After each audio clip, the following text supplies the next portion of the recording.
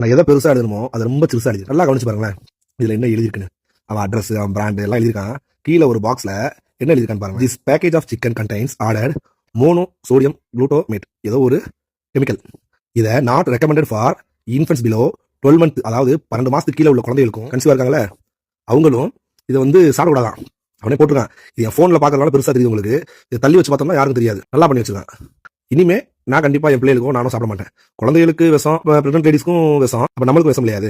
Monosodium பத்தி நானும் பார்த்தேன் நெட்ல. இதை நீங்களும் நல்லா பாருங்க. நான் சொல்றதை விட என்ன கெமிக்கல் அவ்வளவு ஒரு விஷயம் அதுல இருக்கு. யாருமே இனிமே பிள்ளைகளுக்கு இதை ரெக்கமெண்ட் பண்ணாதீங்க. இது ஒன்றும் எடிட்டிங்லாம் கிடையாது, அவன் பாக்ஸ் தான்.